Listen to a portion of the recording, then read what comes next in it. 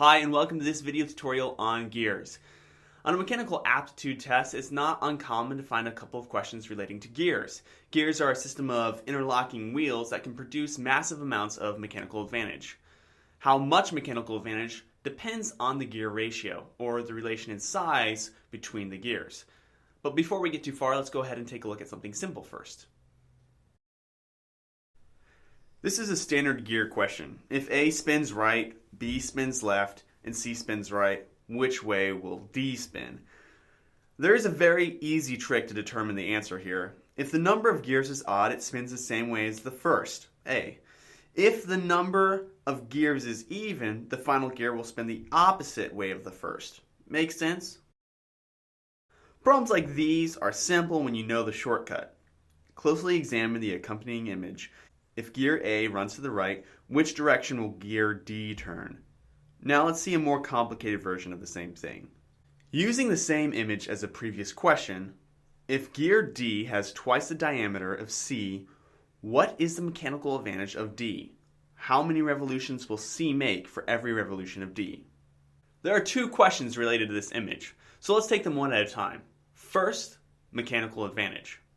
Since we can say gear C is the input gear as it turns the D gear, and our input gear is 1/2 the size and has half the number of teeth, our mechanical advantage equation is as follows. Mechanical advantage is equal to the teeth of the output gear over the teeth of the input gear. In this case, it's 24/12, which means we have a mechanical advantage of 2.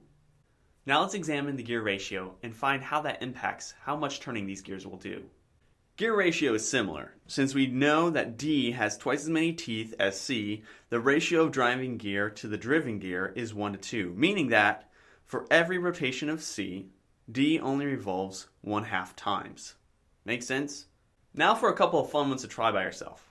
If gear A spins to the right, which direction will N spin? To the right or to the left? In this case, there's an even number of gears, so if we use our simple little cheat, it means it's going to go to the opposite direction of the first one, in this case, to the left. Last one. The smaller gear has 12 teeth and the larger gear has 24 teeth. If the small gear turns 12 times, how many revolutions will the larger gear make? The answer here is C, because we know the ratio is 1:2, which means the larger gear makes half as many turns as the smaller one. Half of 12 turns is 6. I hope that helps. Thanks for watching this video tutorial.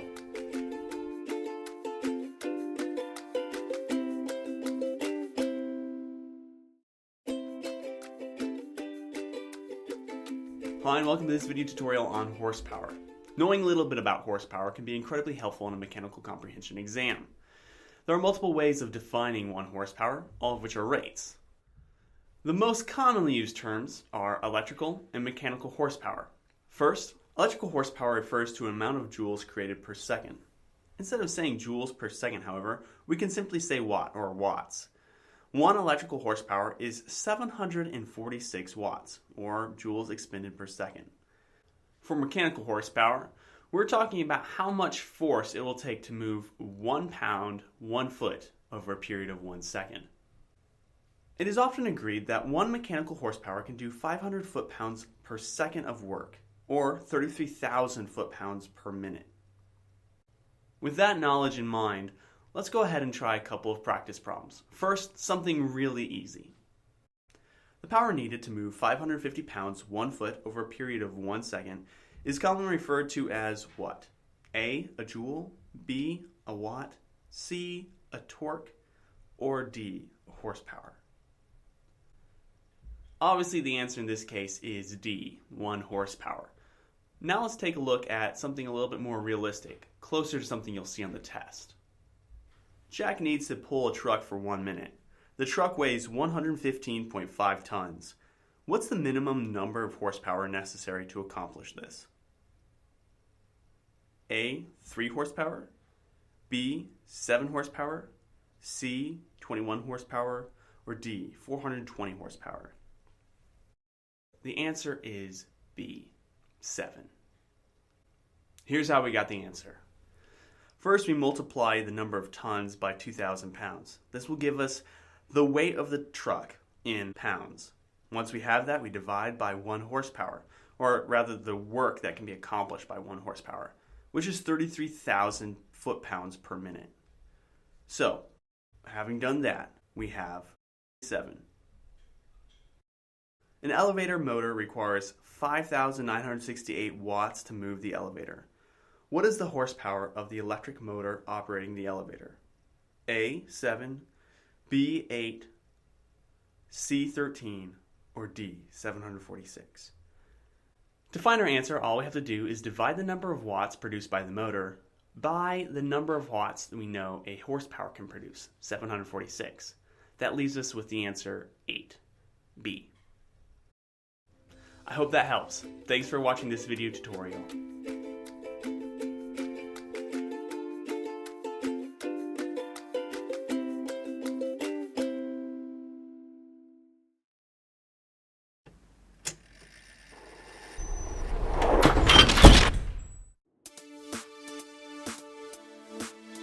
Welcome to this video tutorial about liquids and hydraulics.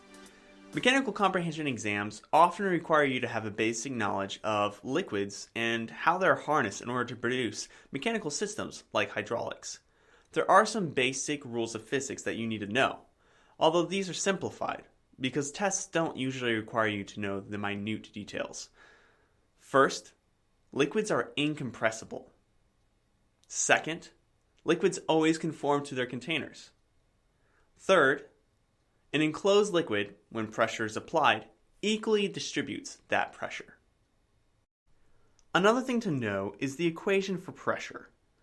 Most simply, pressure is equal to force over area. For water specifically, there's about 0.43 pounds of pressure per square inch for every foot of water depth. Thus, the amount of pressure at the bottom of a 12-foot pool is approximately 5.2 pounds per square inch. Given the rules above and what we know about pressure, let's look at a few examples. Here is one that displays the basic function of a hydraulic system. On one side is a vat of liquid, which is connected by a hose to another vat. If the left vat is pressurized to move the liquid down 1 inch, how much will the water level in the other vat rise, assuming they are the same size? Because of the rules that we mentioned before, especially because pressure applied to an enclosed liquid is equally distributed, when the liquid on the left vat is pressed down 1 inch, the water level on the right vat will rise exactly 1 inch. Another example. Here are 2 vats again. The left one is half the size of the one on the right. In this case, if the pump on the left moves down 2 inches, the one on the right will move up 1 inch. That's because the mechanical advantage is such that only half the force needs to be used on the left, but it needs to be pushed twice as far. Let's try another practice problem. Imagine a diver is practicing diving in the bottom of a diving pool, which has a depth of 20 feet. Where is the water pressure greatest? Where the diver is? Halfway between the bottom and the surface? It does not matter, because water pressure is always equal. The answer is A, because water pressure increases by 0.43 pounds per foot, if you remember. B is wrong because the surface has almost no pressure relative to the depth of 20 feet. C is wrong because water only equally distributes pressure when it's in an enclosed and pressurized space, like a hydraulic tube. One more practice problem. 2 identical enclosed containers of liquid are connected by a pipe. If one side receives 12 pounds of force, how much will the other side receive due to the connecting pipe? A, 1 pound. B, 6 pounds. C, 12 pounds. D, unknown.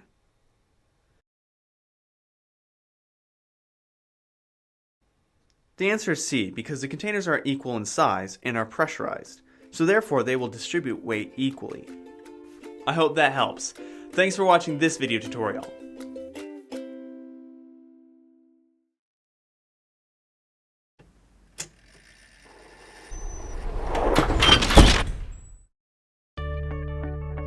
Hi, welcome to this video tutorial about power, friction, and inefficiency.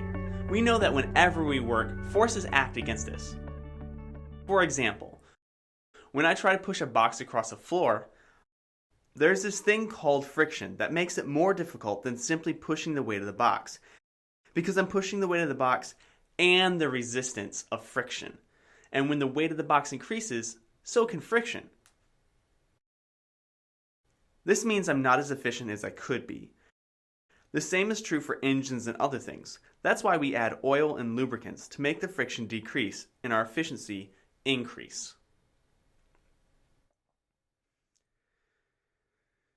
Sometimes questions about friction and efficiency end up on our mechanical comprehension exams. So let's be ready and try a couple of practice problems. Imagine you're using a pulley system to lift a box that weighs 100 pounds, but the pulleys are only 50% efficient. How many pounds of force are you actually putting into moving the box? Here's how to solve one of these. Just divide power output by efficiency. Here, our power output is 100, and efficiency is 0.50, or 50%. Thus, power output divided by efficiency is equal to 100 over 0.5. And now we know our initial force, which is 200 pounds. Make sense? Here's one to try by yourself. An engine produces 90 horsepower and is 90% efficient. So how much horsepower is being lost because of inefficiency?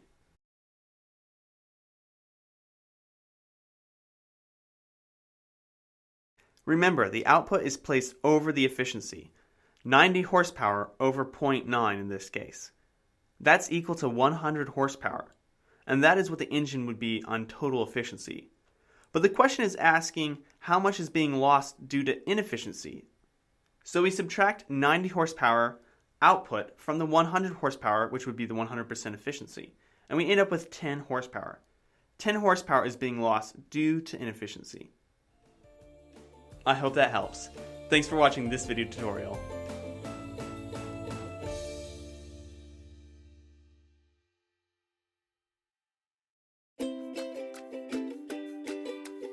Hi, welcome to this video tutorial on pulleys. Mechanical comprehension tests often address pulleys, so it's important to understand their advantages and how they work. First, let's start with a simple fixed pulley system. A fixed pulley is when a rope or chain or something similar is wrapped around a wheel or axle in order to raise or move a weight, like this. In this case, the wheel or axle simply changes the direction of the force exerted to move the weight. This all changes when a double pulley or block and tackle system is used. When multiple pulleys are used, their mechanical advantages increase and the weight becomes easier to move. Here we have a block and tackle or movable pulley system. One pulley is still fixed, in this case to the ceiling, while the other moves with the object itself. Here we can see the force exerted by someone pulling with 50 newtons.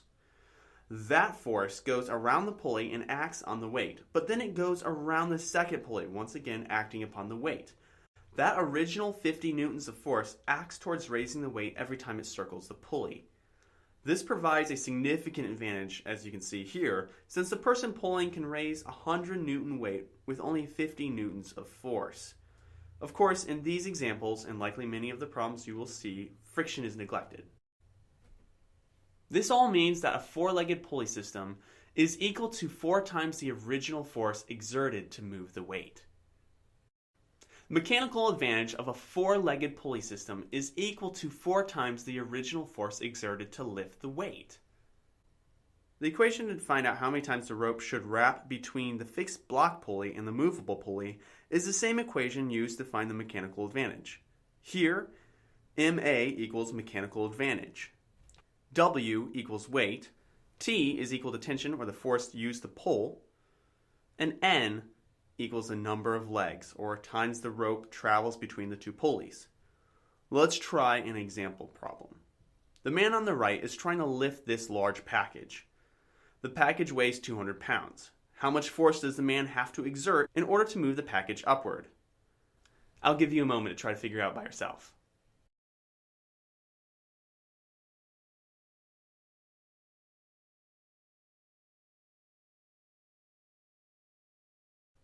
Here's the answer. First, let's take a look at the mechanical advantage for this pulley system using our equation. It looks like we have a mechanical advantage of 2, because in this case, N is equal to 2. So that means the force of the man's pull will be doubled, yet even that won't be enough to lift the 200-pound package. In this case, the answer is no. The man will not be able to lift the weight, even if he pulls with 80 pounds of force. I hope that helps. Thanks for watching this video tutorial.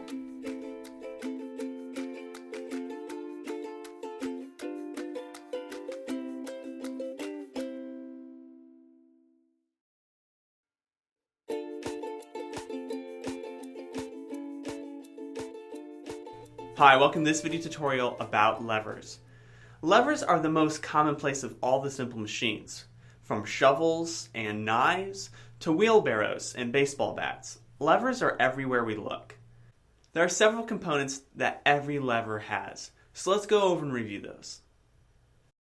Every lever must have a fulcrum, a point at which the lever rotates, a resistance, the force acting against the effort applied, and obviously the application of effort to move the lever.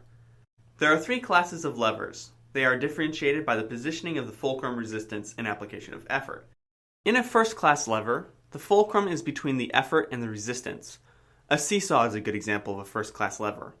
When effort is applied to force one end of the lever upward, the end where the force was applied must go down. Like a seesaw, the shorter the distance between the fulcrum and the resistance, the easier it will be to move. This is a result of the mechanical advantage, but we'll get to that later. Second-class levers is where the resistance is in between the fulcrum and the effort, whereas a first-class lever is able to increase force and distance through mechanical advantage. A second-class lever is only able to increase force. A common example of a second-class lever is the wrench. The force exerted by your hand at one end of the wrench is magnified at the other end.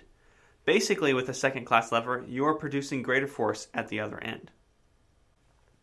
In a third-class lever, the force is applied in between the fulcrum and the resistance.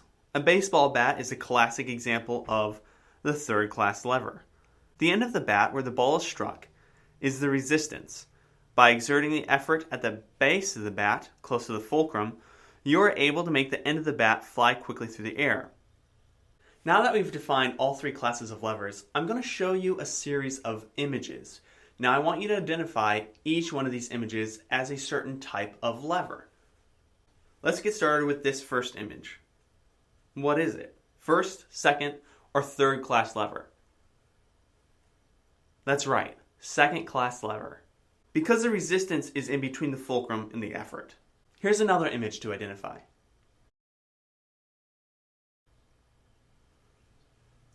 This is a third class lever. Look at where the force is applied. It's in between the fulcrum and the resistance. Like a baseball bat, this is a third class lever. I hope that helps. Thanks for watching this video tutorial.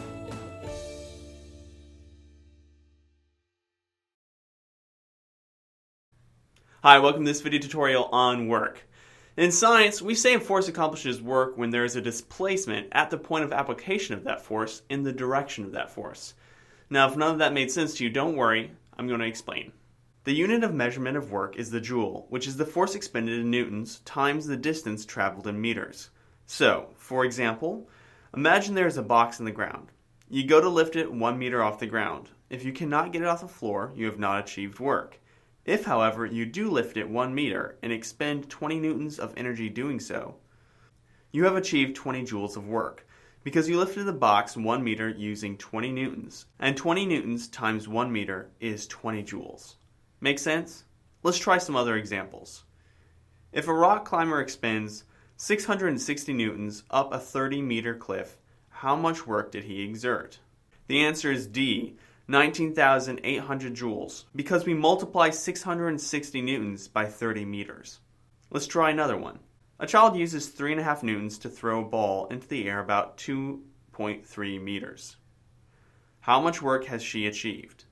The answer is C, 8.05 joules. Again, we only have to multiply 3.5 newtons by 2.3 meters. So, as long as we remember that work is always going to be defined in terms of force expended to displace a body over distance, we will get the right units, usually joules. To find our answer, we simply multiply the force by the distance, usually newtons times meters. Makes sense? I hope that helps. Thanks for watching this video tutorial.